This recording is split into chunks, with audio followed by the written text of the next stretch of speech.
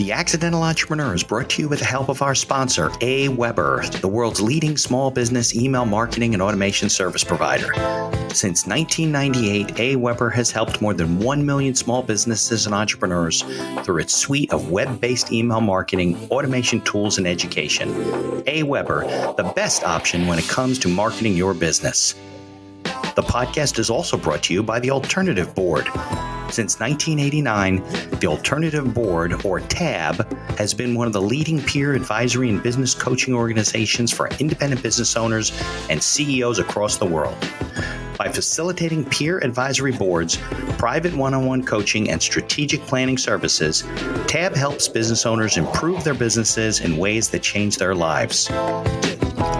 And be sure to check out our affiliate sponsor, One of One Productions, the New Jersey-based podcast studio that produces and edits both audio and video podcasts.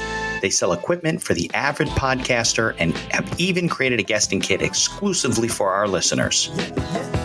And be sure to support the podcast by ordering some logo merchandise from our online store. Listen to all of our sponsors' commercials later in this episode and follow their links in the show notes to learn more about their products and services. I walked into homes that were missing. They were all pier and beam construction, which is the cinder block houses you see. Oh, got it. Okay. And there would be holes in the floor where this woman told me, this is Texas, by the way. Okay. That's why I love Texas so much. It's like another country sometimes, you know? Yeah. This woman looked me in the face and she said, you see that hole over there? I can't keep food in this house because the raccoons will come through the hole in that floor and eat all my food. You're kidding. So I have to buy food every day. So as soon as she's out of the house, they would come in and eat the food. Yeah. She was living for God knows how long with raccoons coming through the floor of your house, right? Eating your food. Now, I have 3 animals eat up all the food in my house, but they're my kids, you know. So they were looking for home equity lines of credit that they could take the equity out and rebuild their home. Here's the genius. So I would do a Title I loan, right? I had a buddy of mine, Glenn Fountain. He did construction. So I brought him in. I said, hey, Glenn, what would it take? We got a crew of guys that would go around the neighborhood.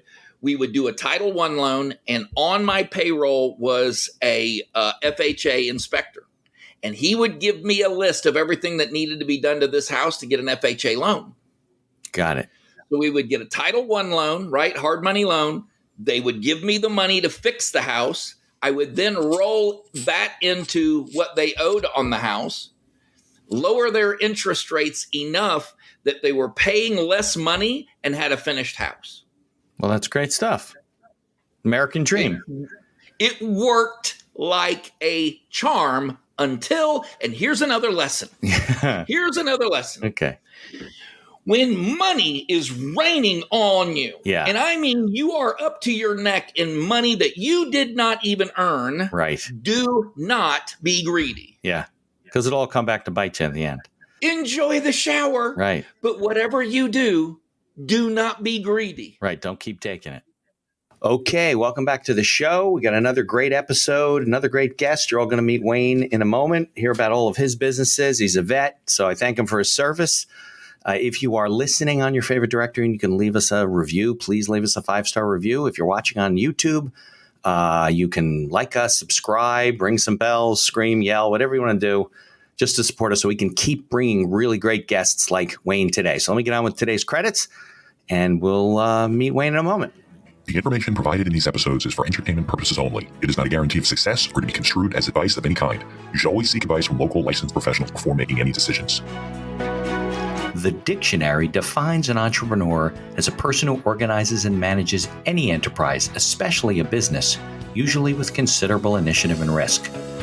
People often start a business without much choice, perhaps due to a job loss or just being dissatisfied at work, and they come up with an idea they just know can be successful. They become entrepreneurs by accident. That is to say, their success or failure happens by accident, not with intention. My name is Mitch Beinhacker. I'm a corporate attorney and a business advisor. You're listening to The Accidental Entrepreneur, my podcast about how to achieve success on purpose, not by accident. Join me along with our monthly guests where we share our knowledge and help you get a hold of your business. And now on to today's episode. Hello, I'm Wayne Altman, and I'm here to talk about entrepreneurship. I'm founder of MelodyClouds and 14 other businesses I'm sure we'll talk about today. All right. So Wayne Altman. I like your name, Wayne, because it's easy to pronounce. I had a guy in this morning, I couldn't even pronounce his name. But I have Fine Hacker, so people may have trouble with that, so I shouldn't complain. But I appreciate joining me. You are where? In Texas, California? I'm in California right now. Yeah, Got it. So it's Rancho like Cucamonga, California. So it's like noon there? 12 o'clock? It is noon here, yeah. Okay, absolutely. Here. Very good. I guess the weather's better than it is here. Well, look, our weather has been, crazy for the past few months. Yeah. It's been nuts. Nuts. I moved here because I don't like weather. Yeah, you got it all. So they better shape up or I'm out of here. I know. New Jersey's gone the other way. We have no weather. Now we have no snow. Everything's mild. It doesn't change. Yeah, that's my jam right there. I am perfectly happy with one season. Right. And that can maintain, go for the rest of my life. Well, Wayne, I do thank you for coming on. I mentioned before that you're a vet, so thank you very much for your service. And we're going to talk about business and entrepreneurship today and all the stuff that you do. I think you told me, and I think it's in your bio, right, that you were either grew up in Texas and you either born in California and raised in Texas, or the opposite of those two, right? No, that's the one right there. Good. I was born in California. My third birthday, my parents gifted me with the greatest gift you could give your kid, and that is pick them up and move them to Texas. They will never beat that out of me. Right. I came back you talk about accident. Yeah. I came back to California by accident, really. And then my staying in California was by accident. Got it. All right, good. So maybe we could go back then, not as far back as when you were 3, but sure. Your background and, what you did after the military and how you got into business. Because I know you sold something like 12, 14 businesses or have run 14 businesses or whatever, plus MelodyClouds we're doing. So maybe we can run through that whole thing and people learn a lot of for sure. the lessons that you learned over the years. Yeah, for sure. Okay. Yeah, let's start day one. What was the first business that you got involved with and how did you do it? So it's funny. The first business I ever opened, I was watching an Oprah Winfrey special on entrepreneurs. Okay. And it was very funny. The person that they had on there was a couple, and they ran a business in hazardous material cleanup. Okay. Meaning they would go in and clean up after someone like a Serve Pro, Pure Clean type of company, right? Yep. And my best friend, his father owned Southern Janitorial. Oh, and I thought, man, I got an in on this. So I went and gave him a list of had him make me a list of everything that I would need to go in and clean up after, accidents or things like that. Right. So you figured you had a customer already you could start with. The first thing I did was I needed to know, hey, what do I have to do in order to make this work? Is this a viable thing around where I live? Because I wasn't aware of anything around where I live that would help people like that. So Daryl made a list of everything, we got plenty of fluids and things on our body, and we'll talk about that. But, he gave me a list of everything I would need, and I carried around this freaking huge toolkit full of all these cleaners. Yeah. And then I made cards and I passed them out to all the police officers, and they were very happy to give my cards to people so they didn't have to clean up after their relative. Those mostly when relatives died is when it was. Yeah. And all of the fluids in your body basically drain out when you die. Oh my God. I've got some stories, man. It was the worst. It was the best business. Right. Very profitable. But the most I ran into some really bad stuff. Yeah. Oh, you got to think ahead when you open a business. You got to think ahead. Okay, do I really want to do this business? Right. How old were you at this point? I just gotten out of the Army. Okay. So I went to cooking school, Army. I was 24, 25 years old when look, I'm not somebody that I can't work for other people very well. Right. I can tell You know what I mean? There's a lot of us out there. You're free spirit. A lot of people. Right. If you know that you can't work for other people very well, if you always see a better way of doing something. Don't work for other people. What are you doing? Right. Because it's going to be more frustrating for you and the guy you're working for. Right. I will point out that when this country was founded, 10% of the population worked for other people. 90% had their own businesses. Like whether they were blacksmiths, farmers, whether they were a blacksmith, farmer, carpenter, whatever it was, whatever we did, right? Trapper, hunter, whatever. In 1986, there was a little blip on the news that number had switched.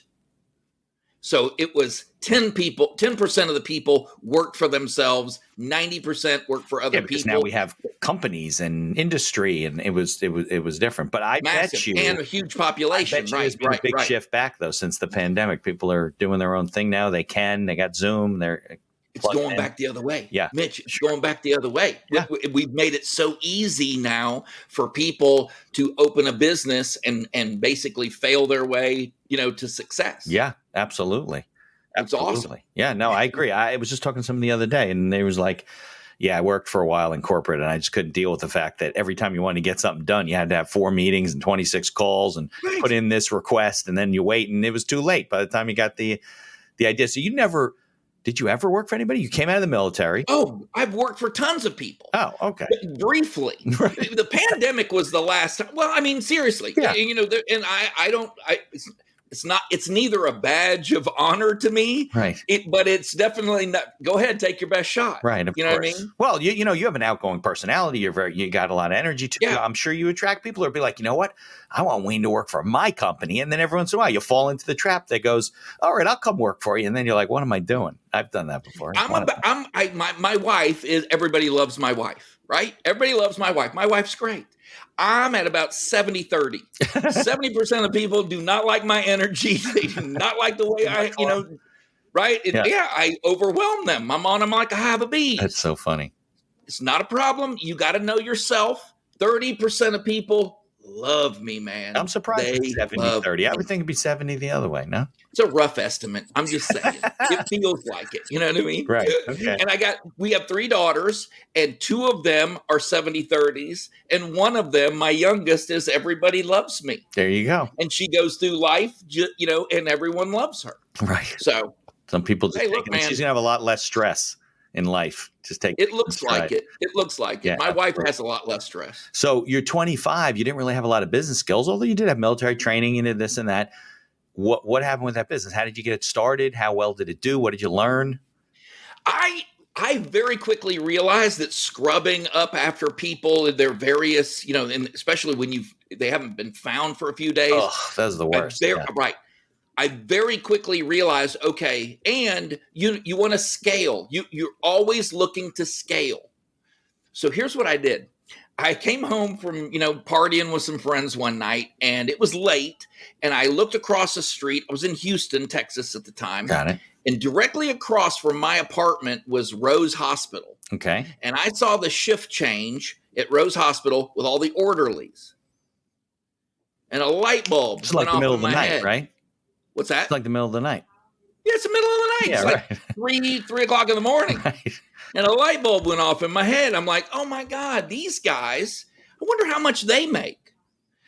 Because I bet you Rose Hospital isn't going to pay their orderlies because that's who was coming out of there. Right. You could tell who they wasn't doctors. Right. You could see the people coming out of there. Yeah. I wonder how much they get paid.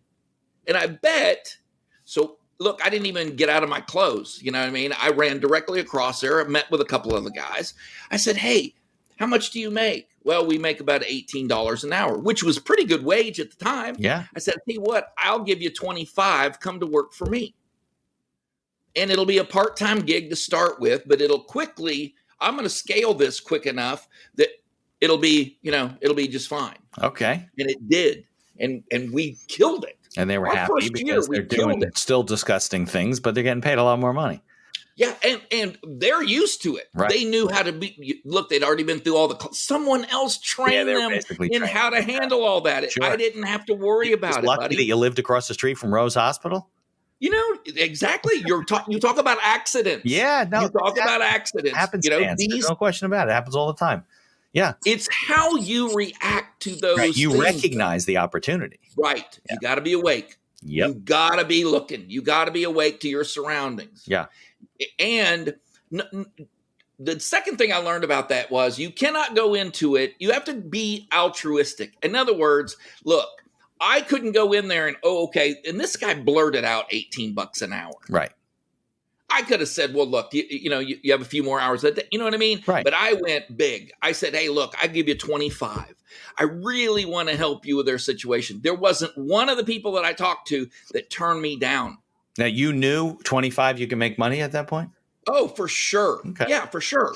Okay. For sure. Because I knew that I could adjust my prices to meet that.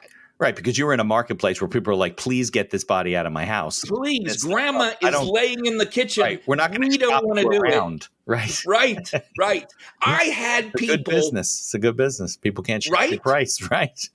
It was amazing. And I had people that would thank me. You know what I mean? Yeah, because by the way, this is a hard time for them. Right. Yeah. Yeah. So you're doing something for someone that they really don't have any business doing. Right. And emotionally, they can't even do. Come on. I met you're better than the funeral home. The funeral home, you could still shop around. The guy's dead. Where's he going to go? But this body's in the house draining liquids, and they need to get it out. Yeah. Yeah. Got to go right now. Yep. Yep.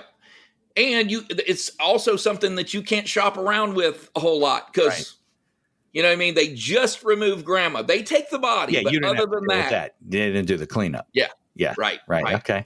All right. So you're 25. So small town in Texas. Okay. Very quickly, word got around that this is what I was doing. I started getting business from everywhere, not just that kind of cleanup too, by the way. Right. People were like, oh, you do this. We have this problem. So we're back up. Grocery stores would have me come in. It grew very, very quickly. Great. Okay. Yeah. And then I started a Midway Mortgage, a mortgage company. Brokering mortgages. You didn't originate your loan. Yes. Basically what happens, a long story, but what happened was I met someone, they knew that I had this interest in credit and finance. I learned, I lobbied the state of Texas for home equity lending. Okay. And yeah, it's the only time my father and I ever went sideways on something. He was very against it. And I was like, hey, look, you own a car and you just drive it. You're not using the trunk space. Right. You need to start, so Texas you need to didn't allow home equity loans. Is that what it was?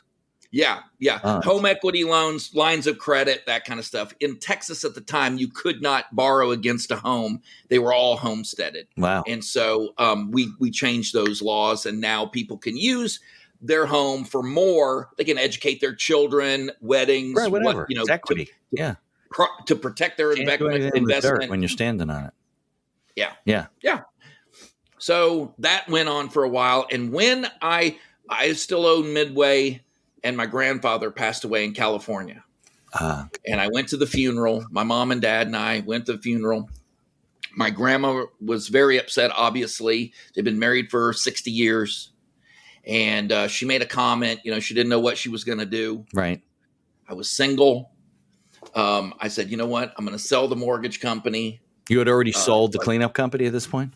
Yeah, at that point. Yeah, I had already. Yep. Got it. To the first guy that I talked to at Rose Hospital. The first guy that I approached with this. Yes, he's now working for me and got him out of that job. He's now a business owner. I think he's still a business owner. This is, 20 some years ago. Yeah, he changed his life. Yeah. Yeah. Yes.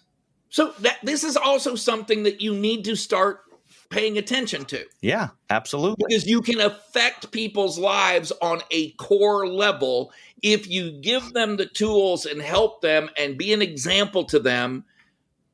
In doing your own thing and really love what you're doing. Right. Who's the sales trainer who said if you can have anything you want in life if you just help enough other people get what they want or need, right? Yeah. Yeah. Tom Hopkins, Zig Ziglar, one of those guys. Yeah.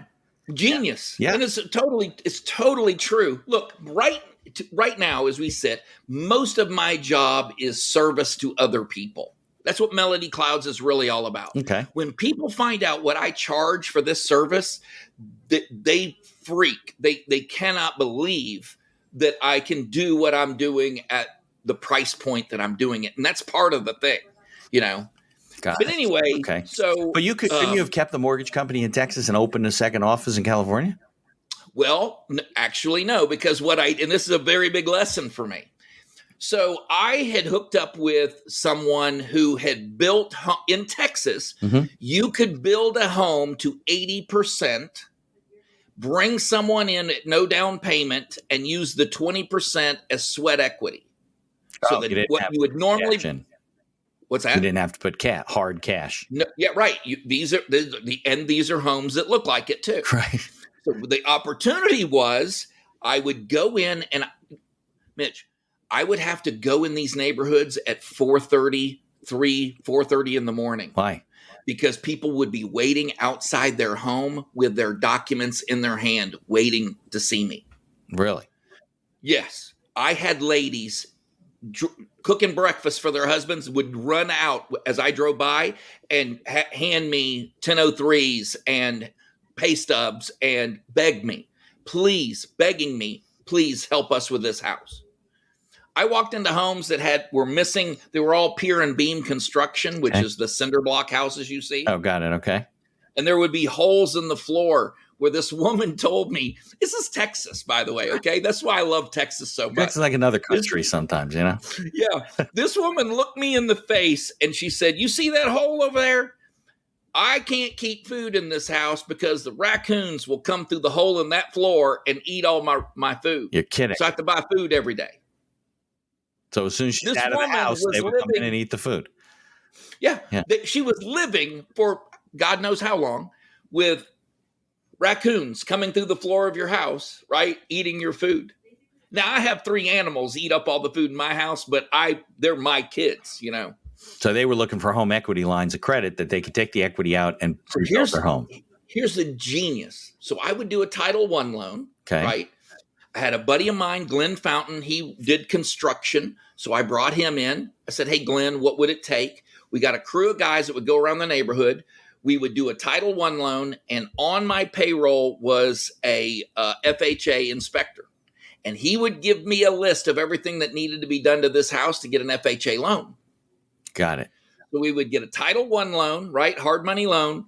They would give me the money to fix the house. I would then roll that into what they owed on the house, lower their interest rates enough that they were paying less money and had a finished house.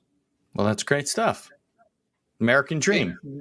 It worked like a charm until, and here's another lesson. Here's another lesson. Okay. When money is raining on you, and I mean you are up to your neck in money that you did not even earn, right? Do not be greedy. Yeah, because it'll all come back to bite you at the end. Enjoy the shower, right? But whatever you do, do not be greedy. Right, don't keep taking it. The owner of those homes, and there were neighborhoods all over this part of Texas that this guy did this with. Got it. Came into my office one day with his wife, and I had a check from the title company sitting on my desk. Okay. And he goes, whose money is that? And I said, that's my money. That money has my name on it. That's my money. Well, he saw the size of the check, and look, I was making money. Right. But he was getting back every dime that these people owed him, by the way. Dollar for dollar. He was the hard money guy. He was the guy that had built all of these homes and needed someone to cash him out. Got it. And I found the hard money guy. Got it. So I said, hey, none of this money is yours. You need to keep your eyes where it matters. Right. Ask your wife. She handles your books. Trust me, this is, we got you covered. Anyway, long story short, he boots me out of my own office. I was using one of his houses as an office. I grab all of my paperwork and he boots me out. He's going to do it himself. So he basically threw you out of your own company? Yep. The state of Texas ended up convicting this guy. Yeah, well, I'm not surprised. My mother gets a phone call. That's another lesson. My mother gets a phone call from the Texas Attorney General office. Asking, and I made a photocopy of every loan we did, and I made him call my mother and tell her that he goes, look, man, you kept great records. This is perfectly legit. I'm sorry to bother you, but you've given us a lot of evidence of this guy. Right. I said, now you're going to call my mother back. You're going to call my mom and tell her what you just told me. And he did. He did it. Okay. He's like, hey, sorry to scare you. Your son is a great businessman. Yeah, right. This is all like Wayne's tied up into something. She wasn't. Yeah. So getting out of Texas. I just gotten out of the Army. I just gotten out of the Army a few years ago. Yeah. Everything had been going great. And here's another lesson my father said. Because with me, he would say, Wayne, your brothers, they've got jobs. Your sister, she's got a job. With you, it's chicken one day, feathers the next. You know what I mean? You're eating, chicken one day, but you're sucking the feathers the next. Yeah. And I kind of like that high wire. You do? I do. Yeah. I do. Now, it's not, look, he didn't get a chance to see what happens after all that. Right. He just saw the feast and famine part of it. Yeah. Right. And certainly I've never met anybody that was running businesses and doing it, correctly, in my view, there, you know what I mean, that did not have that period of time. Yeah, of course. So he did see that. That is something that he saw. Yeah. I have plenty of friends whose parents never really saw them become successful, and they're very successful now. Yeah. So that brought you to California, and you're like, well, it's a good time to get out of Texas anyway, with all the stuff going on. Yeah, look. I sold the loans that we did. Sold that company. I moved to California, started calling bingo for my grandmother. It was a great time for us. I didn't grow up, with her, but, as an adult, and helping her through that period of time, we had a lot of fun. I spent a lot of time at the beach. I went to work for AmeriQuest. It was like a midlife retirement kind of. You're kind of working, kind of doing this. You have cash. Yeah, I had some money in the bank. Yeah. I'm working for AmeriQuest. I'm helping them. I'm teaching, and then I met my wife. Okay. We started having kids. Right. That'll do it. About the time I wanted to go back to Texas. Okay. And I wrote 6 books. 6? I had trouble getting one out. It's coming out soon. Oh, my gosh. And I needed help. I had a co-author. My first book I wrote was called Credit 101. Okay. And I vanity published it. I knew that a publisher I'm not Stephen King here. Okay. Right. So I'm gonna need to publish this book on my own. And by the way, that's part of my entrepreneurial spirit. Right. I don't want to see someone else reaping the benefit of what I've done. So you self-published the book. Self-published first book cost me $10,000 to do. Yeah, because it's not like today where you can get an on-demand type of publisher and you don't have to put it. It was kind of that way, right? But I'm a sucker too. I've been known to look, man. I've been known. I'll give you what I think you're worth. Okay, we're not going to argue over that. So, guess how much money I made my first book? I would think profit. Yeah, nothing. Not a damn thing. Goose egg. I mean, bolo. Like a calling card. $10,000 out. Right.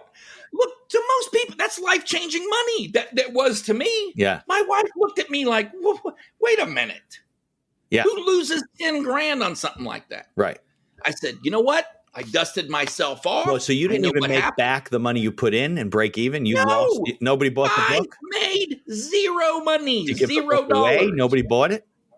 Nothing. Eventually, to be fair, they did. Mortgage companies around Southern California did start using that. Here's my mistake. Just took a little while. It did. Here's my mistake. I wrote Credit 101 as a textbook for loan officers to teach them how to read a credit report. Okay. That's not what was needed. Okay. Know your market. Got to know your market. You got to know who your audience is. You got to know who's going to read this thing. Yeah. And you got to present it to them in a way that's palatable. And that wasn't it. Right. So I dusted myself off. I said, don't worry. I'm not it's meeting with a little bit of success in the mortgage community, helping loan officers actually learn how to read a credit report. Right. So here's what I'm going to do. I'm going to write Mortgage 101. Okay. Because what I've noticed now is you can read a credit report, but you don't know what product to put your customer in.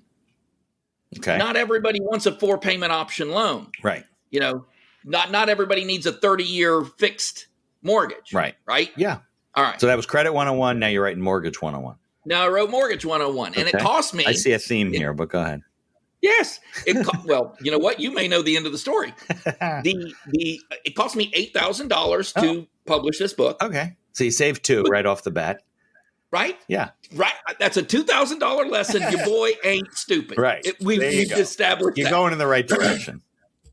How much money did I make on Mortgage 101? I hesitate to say nothing. Zero bupkis. Why would you hesitate? Why would you hesitate? Who in the hell is going to buy a book on that, right? Well, and that's the thing. It's not that I don't think nobody would buy it. It's just a small audience. It's a very small, right? That's exactly right. A lot of these mortgage people, besides reading a credit report, they probably don't read. So that's probably a problem too. Yeah, most people that's not what they're interested in. Right. And you just said something. I want to share this with your audience. But we're going to pick back up on this, but I want to go over here for a second. Okay. I was in Germany. I lived in Germany for 4.5 years in the Army. And I went to the University of Heidelberg, and I took an international business course, and the professor had a German Shepherd, very large German Shepherd. Okay. And he would go to the front. I had to learn to speak German in order to attend these lectures. Okay. And at the beginning, I put a recorder, and he allowed me to record his lectures because he knew I didn't speak the language very fluently. And this was all in German? All in German, yes. You never spoke in German before until you went over there? Until I went there, yeah. I didn't know how to count, nothing. I learned in about 6 months how to have a conversation. That's one of our largest bases in Europe, in Germany, isn't it? Oh yeah. So we've got many of them, and at that time we had even more. We had tons. I got it. So he would bring this dog in every day, and one day he walks in and he puts a brown paper sack on his desk. The dog lays down by the desk, and he says, "How many of you in this room think that I can sell the contents of this bag for 200 marks?" You didn't know what was in it. Nobody knew. It was a brown paper bag. And I raised my hand right away. Raised my hand. Well, I sat in the front so I could get a good recording. So I didn't see what was going on in the back of me. Right. And there's got to be 75 people in this room. Okay. Your boy was the only one with his hand raised because he's the moron. You know what I mean? So the professor says, "Herr Altman." And he says it in English. Okay. And this is when I found out that everyone else in the room spoke English. Yeah, not surprising, right? Yeah. He says, "Herr Altman, you think I can sell the content of this sack for 200 marks? And I said, "Well, I have to be honest. I don't know whether you can do it, but I know I can do it." Oh, you had a lot of balls. And the whole place came unglued. I like that. And he loved it too. He said, "You don't know what's in this sack." And I said, "Judging by the size of that dog, I think I do know what's in that sack." I said, "You have scheisse in that," and the whole place came unglued. And the guy says, my dog right outside the auditorium did his business, and that's what's in there. I said, "Then I know I can sell what's in that for 200 marks. Now, 200 marks at the time was about $175. Okay. Okay, so it was I'm sorry. Yeah, 200 marks $25 was something like almost $300. Oh, okay. So he says, "How would you do that?" Right. I said, "Well, first thing is I got to know my audience. I got to find people with a garden, because I happen to know that particular poop has a lot of nitrogen, a lot of things that people with roses really need." And he just threw his hands up. Right. He's like, "Okay, guess who's getting an A this semester?" Yeah, exactly. You totally understood the lesson here. Nice. Yeah. And just because the bag of shit doesn't mean it's not valuable to somebody. Someone wants that bag of shit. Of course. Exactly right. That is exactly right. Yeah. There are piles in Texas, of manure, of that fertilizer and stuff. Someone is going to need that. Yep. And the more people think it's only in the rural areas, no, that's not true. Right. The further you get into the city, the more you need it. Got it. Anyway, I thought that was a funny anecdote. A very good story. Right? Now we're back to your second book that also didn't sell. Didn't sell jack. Okay. Yeah. So it shows you I do actually know how to sell. Yeah. What I needed to do was remember, okay, buddy, find your audience, which leads me to my third book, still on Amazon right now. Okay. When Bad Credit Happens to Good People. Okay. And here's cost me nothing. Number one, it cost me $0 to publish that book. I got it on the KDP program, Kindle Direct Publishing. Yeah. And the people, they print it when they order it. When they order or not, I give you a bonus if you won't ruin a tree. I love trees. If you won't ruin a tree and we'll read it on your Kindle, we'll read it on your iPad, I give you a bonus. Okay. And if you buy my book, which I'm not selling the book, but if you buy my book, every time I do an update of that book, you're going to get that update for free. So new edition. And you send it to your mailing list. One button shoots it out. It updates. I've been updating it for probably 15 years. That's the Kindle version. The Kindle and iPad version. Yeah, the electronic version gets updated, Yeah. Not only that, I give you permission to give it to 10 friends. So you can give that book. You buy it. You give it to 10 people. I want that book as far and wide as it can possibly Obviously, get. Right. It's valuable to you. It's valuable to them. There's a lot of worksheets in there people have to buy. It was great advertising. Let me tell you something. And I hope that everyone listening to this has this moment in their life. My wife came downstairs one day to a large amount of money that wasn't in the bank account before. Right. That morning, a large amount of money. She came downstairs to find a very large amount of money, especially to us, waiting for her. It was like adult Christmas. You know what I mean? It was like Christmas for grown people. Right. Yeah. And she finally saw the man she married is not as dumb as he looked. Close. Yeah. But not so quite. Funny. Squeaker. That's so funny. So was that your third business, publishing, or no? Your publishing books really wasn't a business for you. It was a I turned it into one. I did turn it into one because I started playing around with doing different book covers and stuff like that. And there's, you can go and buy a course to do all of this psychology. Kind of stuff. Book cover, right? Yeah, exactly. Yeah, and you change the cover on a blank book, and people buy it, and I've done a lot of drop shipping kind of stuff. I have a number of drop shipping businesses right now. Okay. COVID really taught me a very deep where you basically promote the product, they buy it, and it's almost like affiliate marketing type of a thing, right? Yeah. Basically, yeah. I don't have to. I own six of my businesses right now are survival stores, adult entertainment and toy stores, and then kitchen and bedding. But you don't have to take possession of any inventory. People order, boom, you get a check. Yeah. Right. Yeah, it's the only way my wife would sign off on a adult toy business would be if I never touched the inventory. Right. That's so funny. I just had a guy on my podcast a couple of weeks ago, and he runs a website called Blogger Nation. And what he does is how he got started in affiliate marketing when he would find a product, let's say, that he thought he could sell, and he would just start writing blogs about it, 20, 30, 40, 50 articles, building a mailing list. Next thing you know, he's getting $1,000 in, $2,000 in. And then apparently you can sell those things when you have enough cash flow. Pay 25, 35. Flippa is a website that you would take that to sell that. And there's tons of them up and running. Yeah, he told making $15,000 to $20,000 a month. Right. I mean, ChatGPT is about to really explode, if it hasn't already, really explode in that business. Because you can go into ChatGPT right now and turn out AI thing where you can say, yes, write me an article on, correct, small business owners working in Texas. And then they would, give me 1,500 words, right? Give me 1,500 words on survival, top 10 survival tips. And it'll do it. Yeah. And it'll do it. And then you say, okay. You're basically going to have a blog, and you can talk to your blog and say, listen, can you write an article today about this? I asked ChatGPT to write me an operating agreement, which is a skill. Like, not everybody can operate it. Yeah. I'm an attorney. I've been doing this for 30 years. Yeah. Wayne, I think I'm going to be obsolete. I mean, this thing. I knew you were going to say that. Putting letters in places. It looked like my agreement. Yes. It was frightening. Yeah. Let me tell you something. So MelodyClouds, Yeah.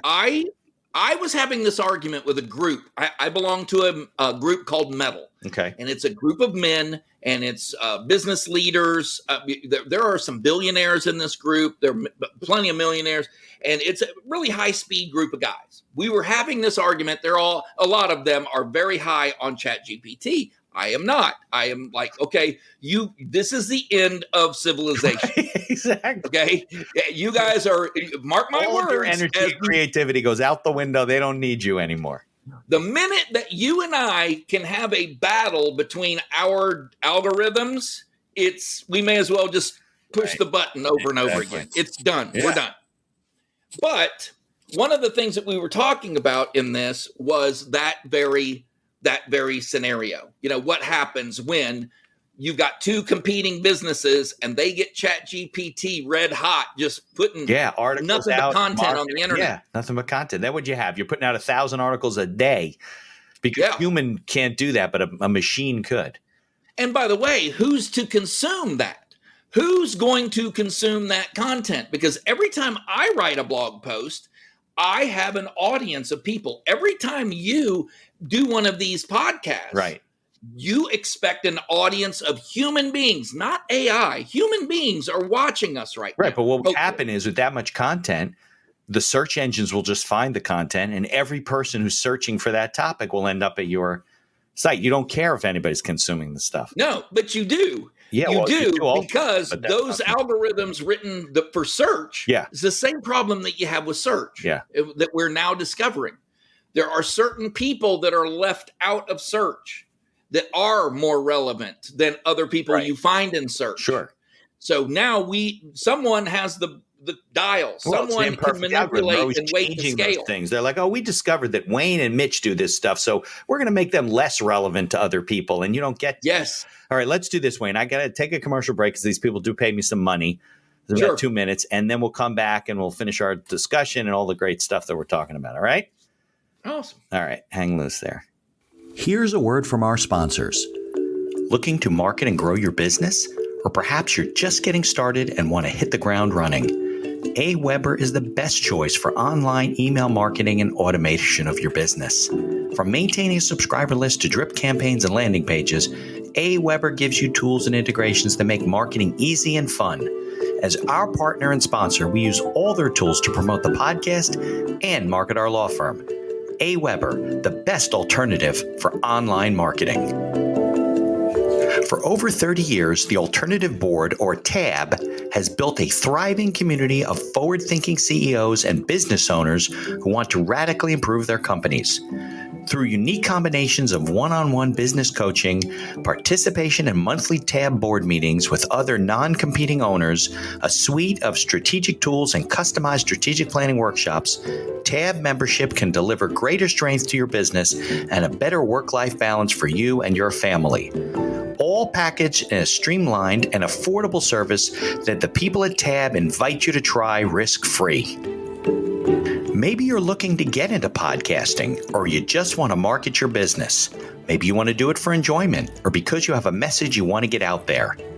One of One Productions is a New Jersey-based studio just over the George Washington Bridge that caters to the booming business of podcasting. They offer a comfortable atmosphere using the latest technology available to record your podcast. And they are a full-service media company offering both audio and video production services, creating both audio and video podcasts, as well as video shorts for business and personal use.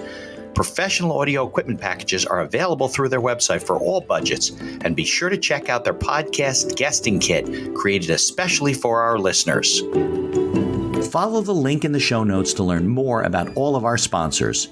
And now back to our show. All right, Wayne, thanks for your patience. You could hear those commercials, right, playing? Yes. And before we get started again, I got to tell you something.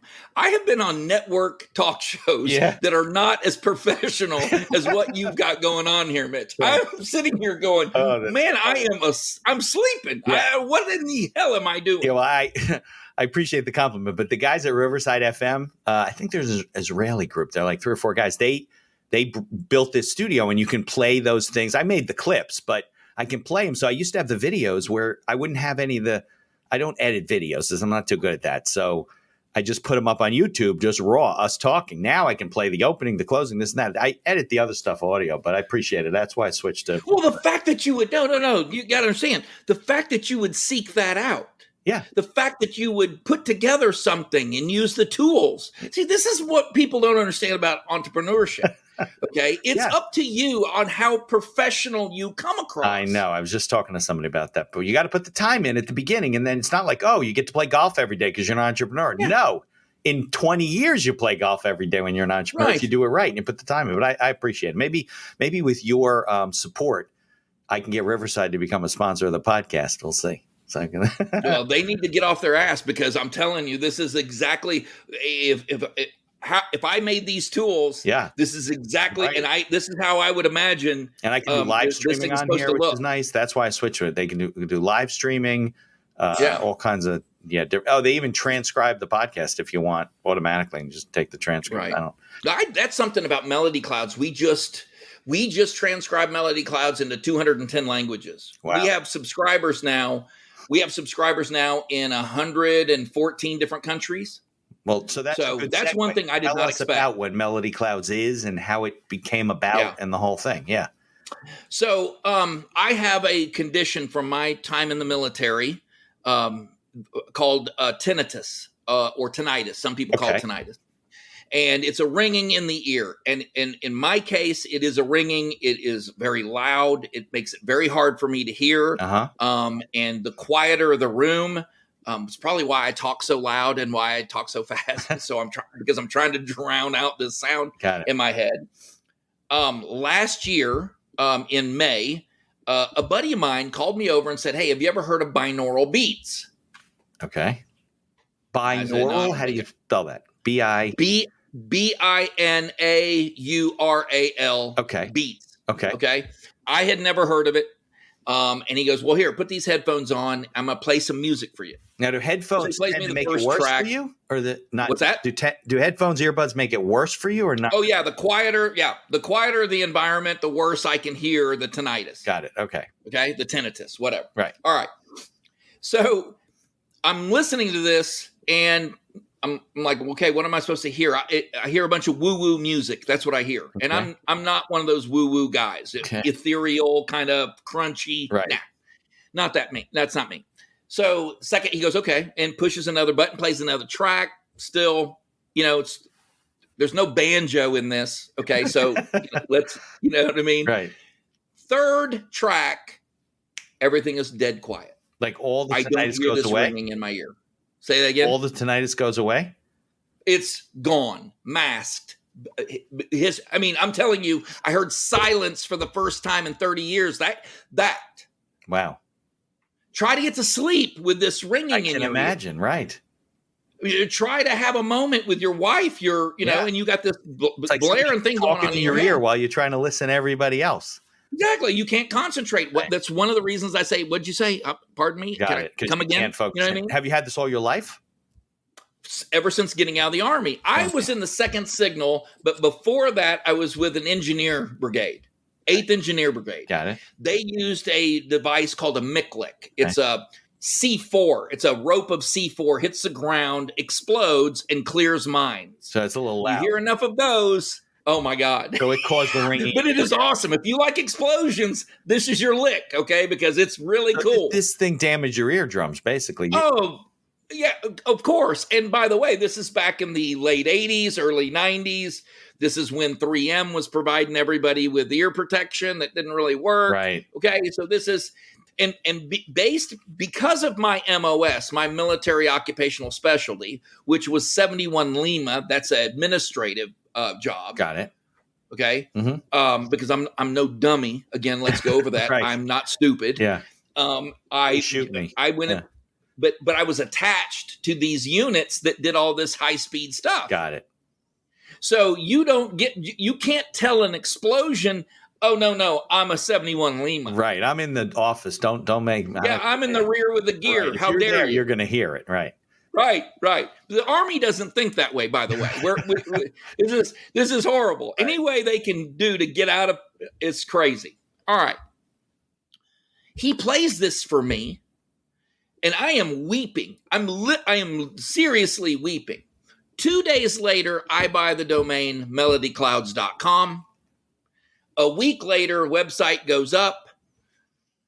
We are ready to release our second version of the apps on iPhone and on Android.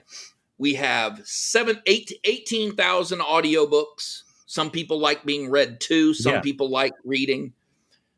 8,000 hours of binaural beats, 8,000 hours of solfeggio, hundreds and hundreds of hours of lullabies. And I can go into why we chose to do lullabies, but they're amazing.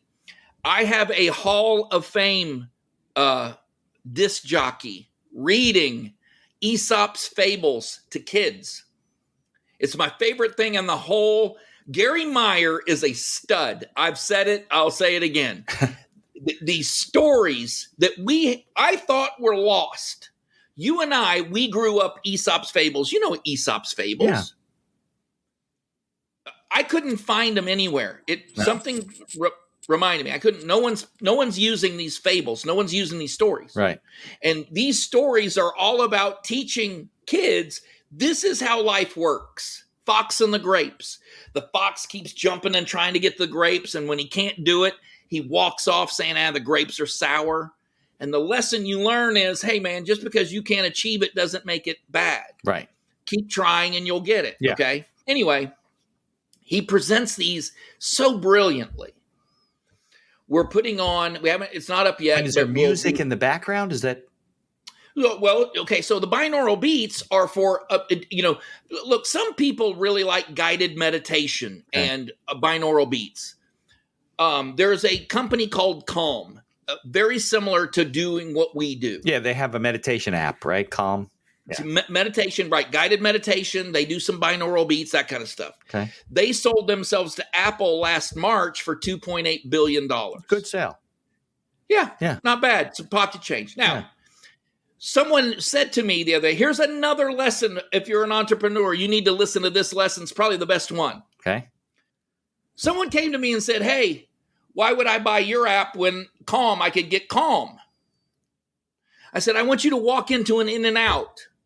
I want you to walk into a Fatburger or to a Five Guys or McDonald's and ask them, why do you sell hamburgers here when every restaurant in the country has a hamburger on the menu?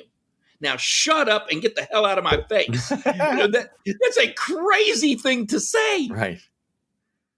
Someone needs to tell Tommy Hilfiger to stop selling shirts. Ralph Lauren's doing that. Somebody else is doing that, right? Are you kidding me? Right, there shouldn't be competition. Yeah. Now your friend who I guess he's your business partner now, right? The binaural beats. No. So you said we. I stole that from him. That's another lesson. An entrepreneur. No, I'm just kidding. No, but he showed me this and is sitting very close to me most of the time when I'm talking about this, going, damn, what did I do? Why didn't I do what you did? Is he a scientist? Is he an ear specialist? What is it? No, he's my crunchiest friend. This guy How did he know about binaural beats? Someone had shown it to him. Okay. Someone, he needed help sleeping or needed help with focus or needed help with grief. Got it. Look, we're working with veterans groups right now. I can physically block grief. Find the right frequency for someone, and you can stop their grief for brief periods of time. You can make them not feel so depressed. Now, look, it works differently on every single person. Right. But so does Viagra. Well, of course. Like varying degrees of success. Binaural beats, is it a background thing? Like if I'm listening to a book that's being read.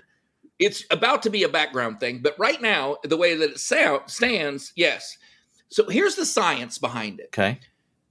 A frequency goes in one ear. A different frequency goes in your other ear. You're wearing headphones. Different frequencies go in each ear. Your brain is an electrical appliance. Yeah. Okay. Yeah. And your moods are all dictated by different frequencies. Makes sense. Okay. Now, those electrical impulses, when you put two different frequencies in each ear, your brain has to split the difference. Right. Your brain has to go, whoa. Two different things. No, I'm going to show up as 48 hertz, for example. Okay. That is what helps manipulate or give you the ability to take charge of your mood. Okay. The solfeggio works a little bit differently. 11th century monk named Guido di Arezzo, he observed, I don't say discovered, he observed solfeggio. So do you play an instrument, a musical instrument? Not anymore, no. See, I don't. I never have. I'm a horrible singer, right? But you and I would both know when a piano is out of tune or a guitar is out of tune, or when I sing, I'm going to be out of tune. You would recognize it immediately. That is solfeggio. Our ability to harmonize with someone who's a great singer, that to be attractive to us, or to a guitar, or to when good music that's in tune is played, that uplifts our mood or it manipulates our emotions. Okay, that is solfeggio. Okay, well, with binaural beats, though, you're putting different frequencies into your ear. Normally, you're putting the same frequency into your ear, right? Regular music. Yes. Normally, there would be no overlaying track of any frequency. Right. So the emotional impact would come strictly from the music. Now, we put two frequencies in that track of music. Right. Your brain susses both of those frequencies out, but only presents one frequency. That is what helps you remain focused. You've heard the term, he's in the zone. Yeah. Right? He's shooting hoops or whatever. You can actually recreate that for people. Really? Oh, yeah. Okay. Oh, yeah. You can use 741 or you can use 396 hertz to put someone in the zone, help them maintain their concentration. And but I don't notice those frequencies, right? I just hear the music. Right. Exactly right. Yeah. And very shortly, MelodyClouds will be able to do this for you over any of the music that you listen to. Because right now, binaural beats, you have to license or you have to purchase music that doesn't have these beats and then put those beats over it, those frequencies over that music. Got it. But very shortly, I've got a technology that will allow you to listen to Taylor Swift, for example, and become more intuitive. You know what I mean? Right. So it's I'm very excited about it. Specially prepared. It's more accessible. If you go to MelodyClouds now, there are all this music I have purchased from composers that I have placed these beats over. Right. So that's your most recent business, though, right? MelodyClouds. Yeah. That's interesting. So we got the mortgage company, the publishing company. We had the Disgusting Messes company, we'll call it. That's my friend who has a sort of Pure Clean franchise. She said we just clean up disgusting messes, and right. And then MelodyCloud. So there's a lot of other businesses in there. So give me some examples. You said 14 businesses. Yeah. So I have, like I mentioned, an adult toy store. Okay. Oh, some of them are affiliated businesses, right? I remember that. And so that toy store and I needed a way to advertise that store. See, here's another thing too. You got to think through this kind of stuff. So when COVID happened, I was working for Traveler's Choice Luggage. Okay. I was working for a luggage company in SEO. Okay. Content creation, SEO, e-commerce. Working on their website and stuff. They're on their website. They're a luggage company and they make luggage. They make luggage, very good luggage. And what they do is not only do they sell that luggage, but if your luggage gets lost or stolen while in an airport or with an airline, that airline contracts with Traveler's Choice, and that's what they get. That's the replacement luggage that you'll be receiving. Okay. So it's very good luggage. Right. It just, all right. So when COVID hit, of course, travel stopped. Right. Luggage purchases stopped. Yep. The owner of the company was like, whoa, what are we going to do? I got a PPP loan for him. Okay. Handed over the check.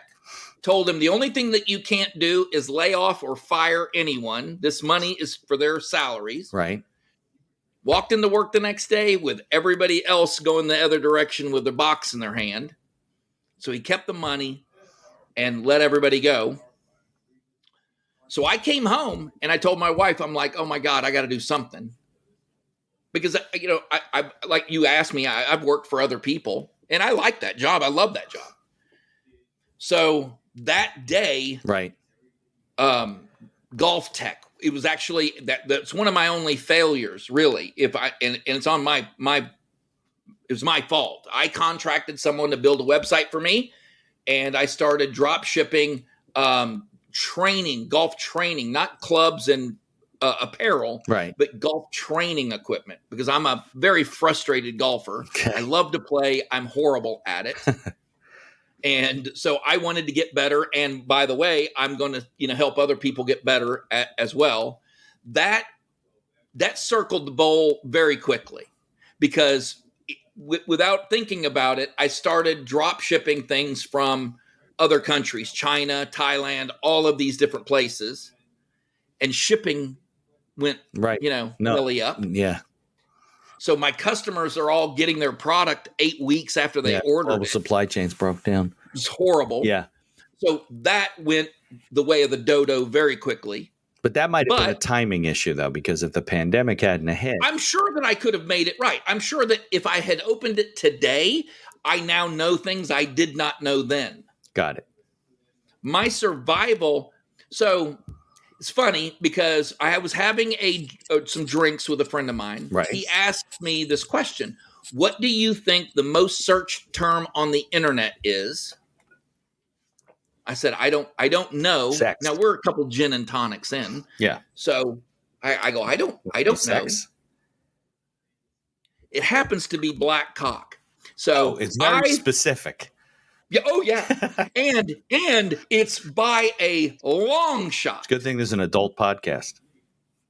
Yeah. Well, sorry. I probably should have, you asked. Yeah. Whatever. I just guessed. I was close. The happy ending to this is I was able to use that for Black Hawk survival, Black Hawk toys, Black Hawk bedding, Black Hawk pets. Just putting that there gave me SEO juice that is not to be believed. Okay. It drove search. Even though it was a pornographic, dirty search term, you actually made it into not a dirty search. I had someone make me a rooster. Perfect. Logo. Yeah.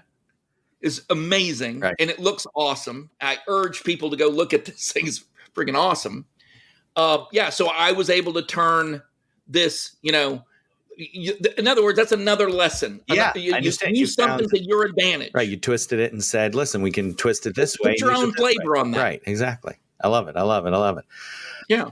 All right. So I'll tell you what, I'd spend an hour and I got to eventually go home, but you got a lot of stories and a lot of ideas to share. How can they connect with you, interact with you, learn from you, to read your book? The best way I think is MelodyClouds right now. Okay. That is where I put a lot of my focus. The good news is, you were talking about this a little bit earlier, real quick. With all the automation that we have at our fingertips now. Yeah. My inventory is managed by Inventory Source. Okay. My websites, I spend the first week, 5 days, the first 5 days of every month going over and making those little changes to these websites. 14.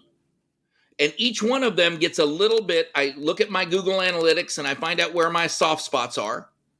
And then I make changes to those. And by the way, no one needs to go in and make these massive changes to their website. Right. You make little tiny measurable changes. Right. This is a marathon. It's not a sprint. Right. So the first 5 days, I operate 14 businesses in the first 5 days of the month. Everything else is automated, and I have plenty of time to do this kind of stuff, see my kids, whatever, and deal with MelodyClouds. Nice. And by the way, MelodyClouds, we haven't even released the apps, and we are absolutely killing it right now. That's great. Subscription-wise. Great. Yeah, so that requires more of your attention because it's an infant business. Right now. Yep, right now. And I have another business that I'll be starting once I get comfortable that this is, really MelodyClouds is where it needs to be or is close. Yeah. I'll probably either bring someone in and manage some of this stuff, help me out, or I will I will start another business and just try and automate as best I can. Start another business. I mean, what do? Yeah, 14. Well, until I own them all. Yeah, there you go. Conquer the world. That concept of making small changes that has a big impact is a Japanese term. It's like Kaizen or something like that. There's been studies of, all kinds of big things in life where, in cities, major cities, things that were going on, they made one little change and it made all the difference. So there's a lot. 2 times in this whole span, only 2 times, by the way, we've been doing this for months and months and months and years now. Have I ever touched something that was like a third rail, was like I made a change that a physical shock went through that business? Only 2 times. Only 2. Mostly it's not even noticed. Most of them have improved, but there have been 2 times. My hair, you see my lack of hair? I pull my hair out. I don't shave my head. I pull it out. But in those 2 times, I was pulling hair out, man. I was like, oh my God, what did I do? What did I do? But those are lessons learned, right? Yes. And now I know, don't touch that. Absolutely. Don't touch that. Wayne, I can't thank you enough for spending the time with me coming on the podcast. And I look forward to keeping in touch and continue to learn from you. And I'll hit the closing credits now if you got any final closing words. People out there need to take the word out of their vocabulary. Okay. You know what I mean? Yeah. I personally can't hear it. So they need to take that out and you know what I mean? Maybe not now. Maybe not yet. Eventually. Sounds good. Never. We'll leave it there. All right. All right, Wayne. Thanks. Thank you. Thank you for listening to this episode of The Accidental Entrepreneur. Opening and closing music written and performed by Howie Moskovich and made to order music. For information about Howie and his music services, please follow the link in our show notes. If you like the podcast, please tell others about us. You can find us on Apple Podcasts, on Amazon Music, Spotify, Google Podcasts, and most of the other podcast directories. If you like what you hear, please leave us a 5-star review and feel free to share our episodes on social media. If you have any questions or comments, ideas for the show, or you'd even like to appear as a guest, reach out to us by email at info@beinhackerlaw.com. The Accidental Entrepreneur is hosted by Mitch Beinhacker and produced by Beinhacker Law. If you'd like to learn more about our business and legal services, you can find us on social media or visit our website at beinhackerlaw.com. Thanks for listening, and be sure to subscribe to our feed to be notified of all future episodes.